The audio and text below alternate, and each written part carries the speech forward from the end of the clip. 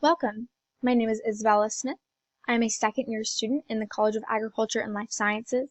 My major is Agriculture, Education, and Communication with a specialization in Communication and Leadership Development. I'm currently a student in AEC4031, and this is my final presentation.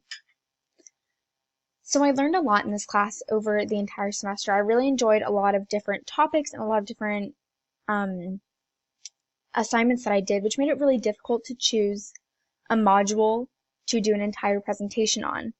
In the end, I decided picking one of the earlier modules, Week 6, AP Style and Writing for SEO, because I found that I was able to incorporate a lot of the skills used in this module in further modules and in different classes during my semester. So we did this module from September 23rd to September 27th, which is super early in the year, and so I thought we could do a quick refresher on what happened that week in AEC. So this week in AEC 4031, we submitted 3 options for our topics for our final feature story. More importantly, we wrote an article for SEO, which is search engine optimization. We also began to understand AP style. Here you can see a few of the videos and reading material that we had. We had several objectives for this week, including using SEO best practices, learning how to self-edit, understanding AP style, as well as using the AP style book, which I definitely did. You can see there's a few different videos to help us write our very first piece that we did for this class, which is super cool. So let's move on to the 2 skills that I learned in Module 6. So first I learned about staying on topic about what people want to read about. So this sounds very general, and like a lot of people should be able to do it, but search engine optimization didn't just show me what people wanted, it told me what I should write about based on what people wanted.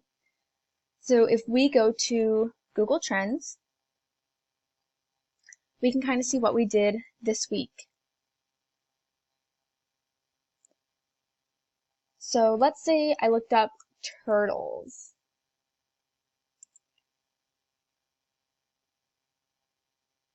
Taking a little bit to load right now. So I took a second to pause just that way you didn't have to see the computer load. So I looked up turtles, that's our search term, and we can kind of see how people have searched it over the last 12 months. So there was this peak here in May. I don't know if that's maybe turtle breeding season. So a lot of people saw them on the beaches at that time. It's also fair to note that we're also only looking in the United States.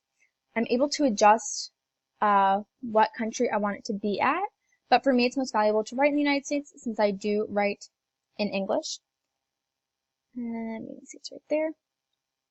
So that's the past 12 months on turtles. It's also very valuable to see where in the United States people are searching this. So in Hawaii, that's a big one, 100%. And South Dakota, which is super odd. I don't know why people are searching it there. But a big reason that search engine optimization helps me stay on topic about what people want to hear is because of these related topics and related queries. So for our assignment, we were able to use these words in our writing in order to cater to what the audience is searching, which is super valuable because sometimes when you're picking a topic, it's hard to know how else to expand.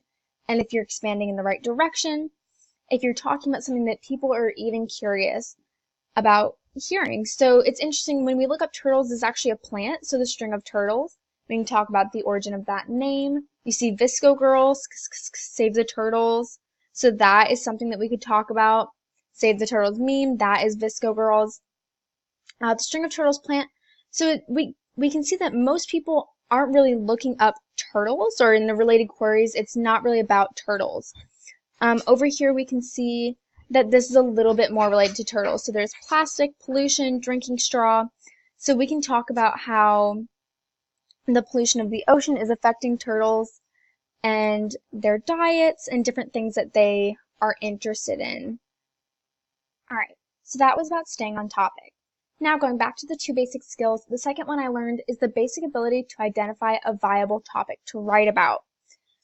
So these are kind of flipped, and this sounds super general, but there's a lot of steps to picking a topic to write about. This is especially true when you have interviews and sources that you need to find. So let's talk about that for a little bit. So some of the things to think about when picking a topic is, who is my audience? So for who is my audience, it is important to think about this, because sometimes I start writing without reflecting. I end up finishing my piece and realize I don't know anyone that will want to read it. So if we're talking about turtles, we have to think, are we going to be talking to the Visco girls, or are we going to talk about people that are serious about pollution, people that have been researching this already, or people that are just starting to? So we have to identify if our audience is scientific, if our audience has the basic knowledge. This also affects our word choice.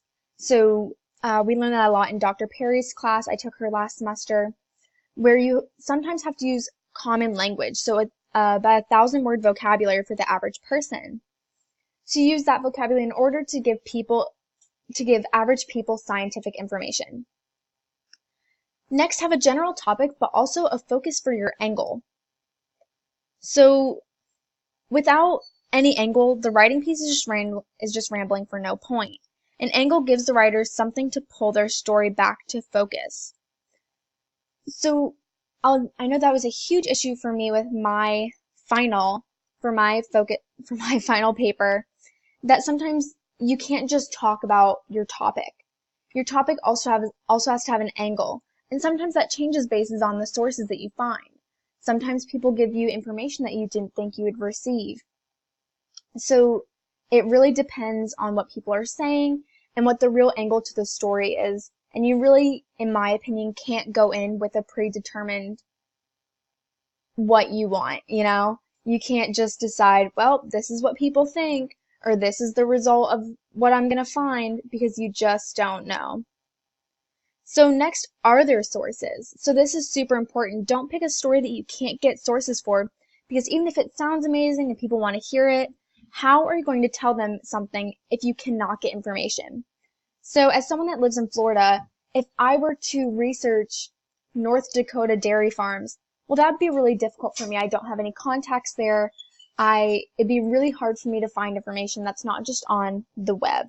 So definitely with the World Wide Web, it's become a lot easier to get online sources and find things that way in digital libraries, but it would probably be really difficult for me to get an interview. So that's really important to take into account when you're picking your topic. And lastly, do you want to write it? This is not something for the assignment, but I learned this from my process of picking topics. You have to like what you're writing for it to be good. If you don't care about what you're writing, then it will show. Find something you care about and make it good. So I picked about writing plants. I personally have like over 50 plants in my home.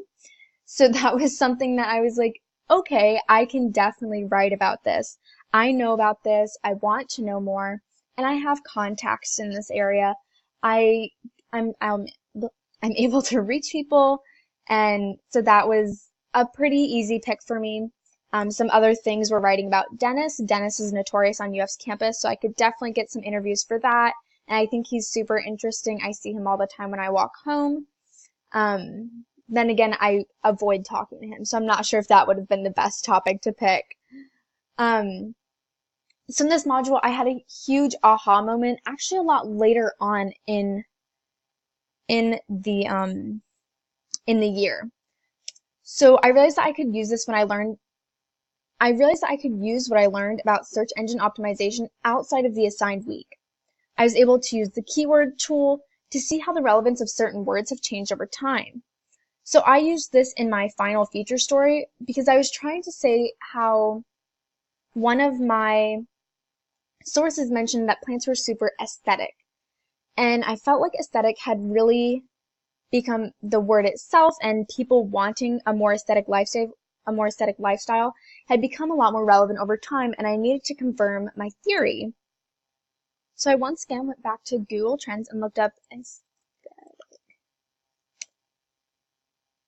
And so this time I couldn't just look in the past 12 months, since it had been pretty consistent, and plants started becoming a little bit more relevant in people's lives around 2016. So we can look at the past 5 years, or we can look at from 2004 to the present. So that's one that I chose when looking for my feature story. And when this loads, we can see people really had not used the word aesthetic, people had not searched it. It's super awesome that Google has these little notes and hints to let us know that the data might have changed a little bit at this time. But so if we look all the way over here, 2015 is when it started rising, and then 2016 is still right at this baseline, took off just about right when plants did. And so that really let me know that my source was correct, that she thought that plants were aesthetic and she used them for aesthetics, and a lot of people on Instagram had done the same thing. And so it was interesting to see that maybe this was not a causal relationship, but it was correlated to people really enjoying and using the word aesthetic, as well as enjoying and using plants. Once again, we can see what different states these were used in, and we can see how the word aesthetic was used. So we have stuff like pink, probably millennial pink. There's Tumblr aesthetic, aesthetic wallpaper. People just really looking for aesthetic items. So what was missing? I don't think anything was missing for the search engine optimization, but I do think practice is super important. The title of this module implies, sorry, there's a typo there, that half of the time would be learning about AP style. So while there were a few videos, I do wish that there had been a practice quiz or a Jeopardy game or flashcards just to introduce our brains to AP style. This would have really encouraged me to open the book probably a little bit earlier in the semester than I had. I, truth be told, did not open it until the first quiz. I think a practice quiz would have really helped just so we knew kind of what the quizzes would be like and ways to use the AP style book. A really helpful tip that Miss Lawson had told me is that just open it anytime you're questioning a word. But at that point, I didn't know what words to question. I didn't know that I should look up the word Coca-Cola or NRA, dairy, stuff like that I didn't know the word a lot or all the time or all right. Those are words I never thought to look up, and so they're probably wrong in my earlier writing, so I just think a little bit of practice and knowing what words to look up would have really helped. It would have made me a lot more comfortable with AP style. So finally, I'd like to talk about where I'm at with these skills now. My first skill being staying on topic, and my second one being the basic ability to identify a viable topic to write about. So with the skills I learned about search engine optimization, I feel that I'm much better at staying on topic and talking about a topic that people want to hear about. So on a scale of 1 to 10, with 1 being low and 10 being high, I rate my proficiency with staying on topic as an 8 and as a 7 with identifying a viable topic to write about. I've had a great semester here, and I've really enjoyed Professor Lawson as a lecturer and as a guide. I know I've emailed her several times and probably gotten on her nerves, but I do really appreciate it. And I've learned a lot of really valuable things, and I don't think I'll ever delete the search engine optimization off of my browser because it is kind of just fun to use, but also it's helped me with quite a few of my papers. So I hope you have a great day, and this is my final project. Have a great next semester.